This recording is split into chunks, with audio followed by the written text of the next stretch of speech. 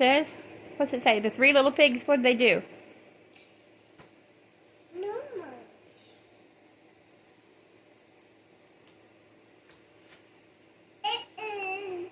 You didn't read it, though. You want Granny to read it to you?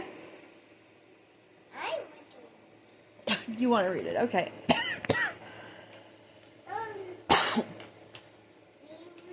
pigs. Pigs little cry. Pigs cry. Pigs crying. The pigs are crying? What else is going on with the pigs?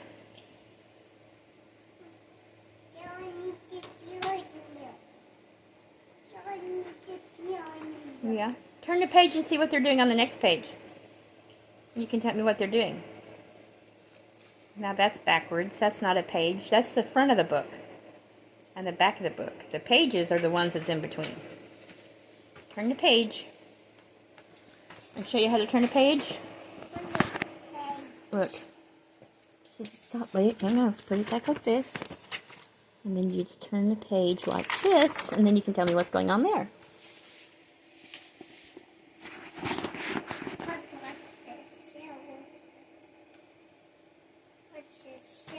He's getting a shower.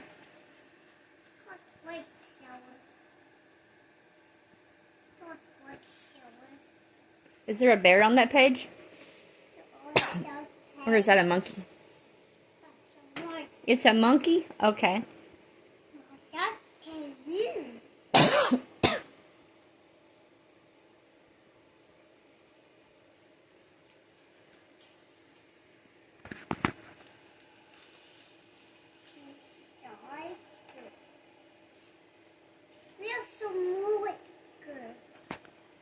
Want Granny to read you that book?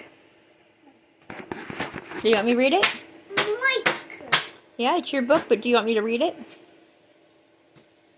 I can read it to you if you want. You want me to read it? Tell you about the three little pigs? You're crying. They're crying? Do you want to know why they're crying? I'll read it to you and tell you. You want me to read it to you and tell you? Well, I can't pick it up if you're going to throw it at me. Come get it. Come pick the book up and give it to me so I can read it to you. Okay, let's not cram it at me. Go sit down and I'll read it to you. It says, the three little pigs. And then it says, what does it say? There were once three little pigs named Horace, Boris, and Percy, who lived together in a teeny tiny cottage in the forest. One day, Mommy Pig said, "You're all too big to live here, so you must go and build houses of your own. But beware of the big bad wolf. Take care your houses are safe and strong." "Who's afraid of the big bad wolf?" chuckled Horace. "Not me," giggled Boris. There's the page. You see a pretty picture?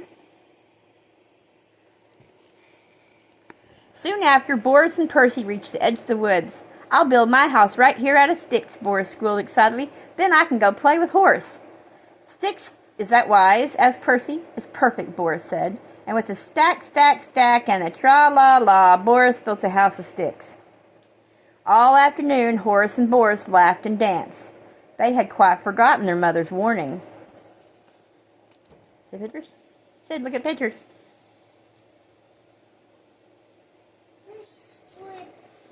Yeah. But Percy plodded on. "I want my house to be safe and strong," he thought. Then he came to a brickyard. "This is just what I need," he said. So day after day, Percy worked with a rumbledy bump and a tip-tap-top and a heave-heave-ho, until at last this brick house stood tall and proud. So that little pig built a brick house. See, he made a brick house? He didn't make his out of sticks.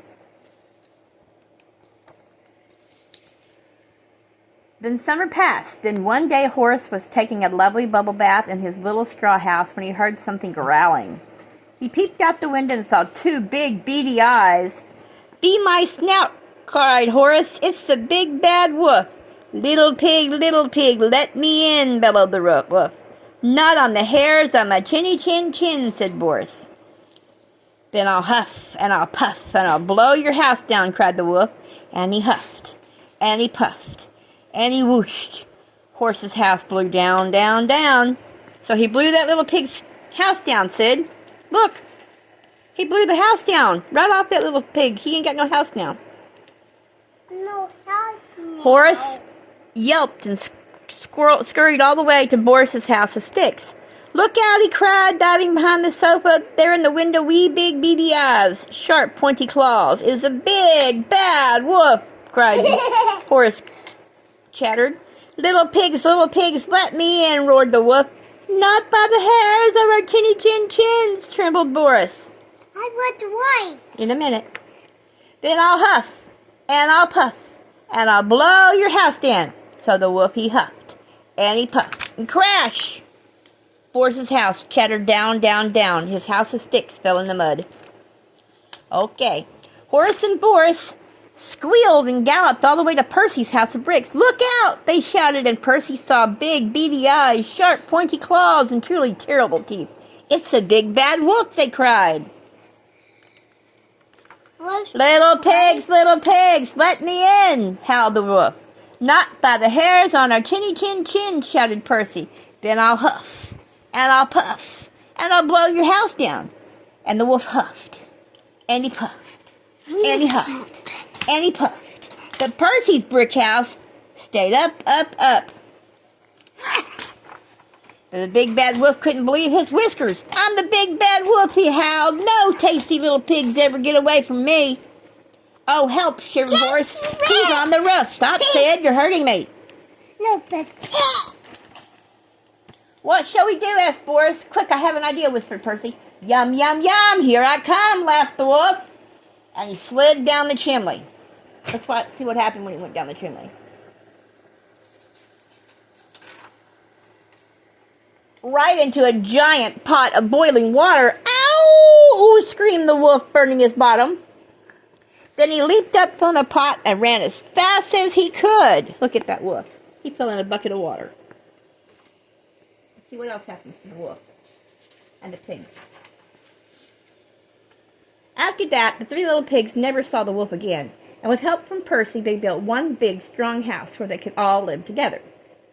See what they built? They built a big, strong house so they could all live together. Wow. Let's see what else happened.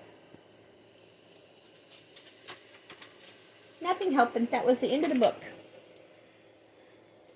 I like it. I did read it. Now you can show Daddy. Say, look, Daddy, I got the three little pigs, and he can read it to you. Go show him. Bye. Go show Daddy.